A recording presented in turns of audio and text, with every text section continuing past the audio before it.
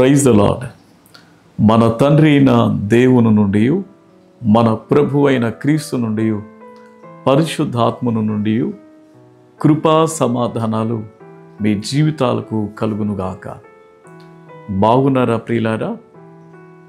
దేవుని మహాకృపను బట్టి ఈరోజు మీతో కలిసి జీవము కలిగిన వాక్యాన్ని ధ్యానించడానికి పరిశుద్ధాత్మ దేవుడు మన ఎడల చూపించినటువంటి ప్రేమను బట్టి మనమందరం సంతోషించవలసిన వారమై ఉన్నాం.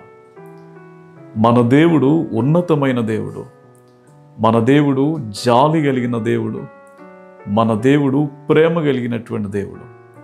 మహోన్నతుని కృప మీ జీవితాలకు తోడై ఉండి మీ కుటుంబాల్లో అద్భుతమైన కార్యాలను జరిగించునుగాక. నేటి ఉదయకాల సమయంలో పరిశుద్ధమైనటువంటి వాక్యాన్ని మనం జ్ఞాపకం చేసుకుందాం. పరిశుద్ధ బైబిల్ గ్రంథము నుండి 68వ సంకీర్తన 5వ వచనాన్ని మనం జ్ఞాపకం చేసుకుందాం. తన పరిశుద్ధ ఆలయమందుండు దేవుడు తండ్రి లేని వారికి తండ్రియు వెధవరాండ్రకు న్యాయకర్తనై ఉన్నాడు. దేవుడి మాటల ద్వారా మనందరితో కూడా మాట్లాడునుగాక. ప్రియులారా, చదవబడిన వాక్య భాగంలో కీర్తనకారుడు సెలవిస్తున్నటువంటి మాట, తన పరిశుద్ధాలయమందుండు దేవుడు. మన దేవుడు ఉన్నతమైనటువంటి స్థలాలలో నివాసముండువాడు. ఆయన పరిశుద్ధ స్థలములలో ఉండి లోకమంతటిని కూడా చూస్తున్నటువంటి దేవుడు.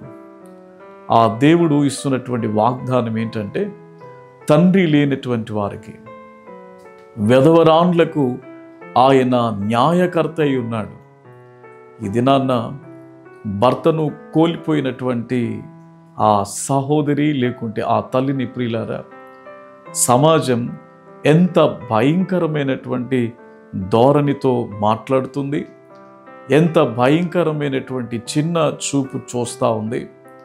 ప్రియులారా, మరి దేవుడు అలాంటి వైఖరిని కలిగి లేరు, కానీ ఆయన చూస్తున్నటువంటి దేవుడు, ఆయన సహాయము చేసే దేవుడు, ఆయన న్యాయము చేసే దేవుడని ఆయన వాక్యం ఇది నాన్న మనందరికీ జ్ఞాపకం చేస్తూ ఉంది. ప్రియులారా, వెధవరాండ్ల పక్షంగా ఒకవేళ కుటుంబీకులు నిలవకపోవచ్చేమో, బంధువులు నిలవకపోవచ్చేమో, స్నేహితులు విడిచిపెట్టవచ్చేమో, కానీ దేవుడు వారి పక్షమున ఉండి న్యాయము చేస్తున్నానని చెప్పి ఈ మాటల ద్వారా తెలియజేస్తూ ఉన్నాడు. బైబిల్ గ్రంథంలో మనందరికీ తెలుసు ప్రియులారా, ఒక వెధవరాండ్లను గురించి ఒక చక్కటి మాట మనకు తెలియచేయబడుతుంది. 2వ రాజుల గ్రంథం 4వ అధ్యాయం 1 నుండి చూస్తూ ఉంటున్నప్పుడు, ఆ ప్రవక్తల శిష్యులలో ఒకని భార్య తన దాసుడు అనగా పెనిమిటి చనిపోయినప్పుడు అతడెంతో దేవుని ఎడల భయభక్తులు కలిగినటువంటి వాడుగా, ఎంతో విశ్వాసమును కలిగినటువంటి వాడుగా.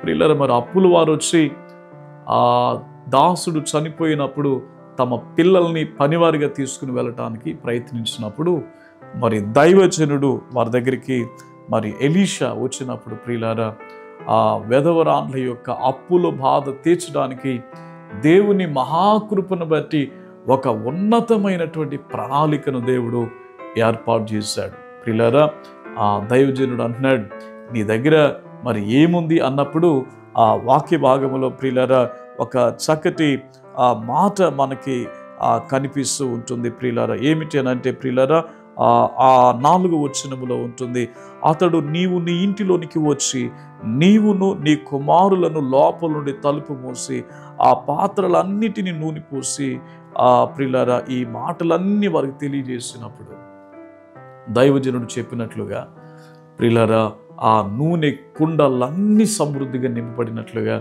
మనం చూస్తూ ఉంటున్నాం. ప్రియులారా, మరి దానిని అమ్మి ఆ అప్పులన్నీ కూడా తీర్చబడ్డాయి.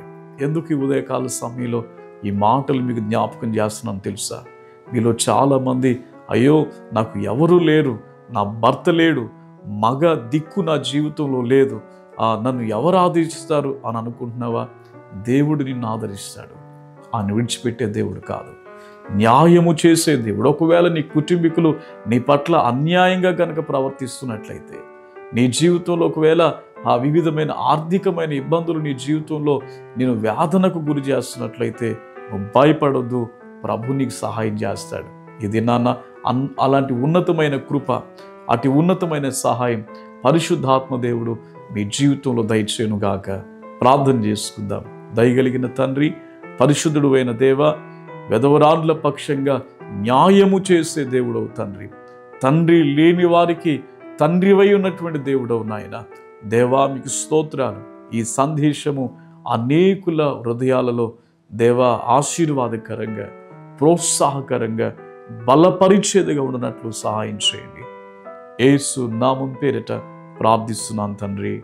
ఆమెన్.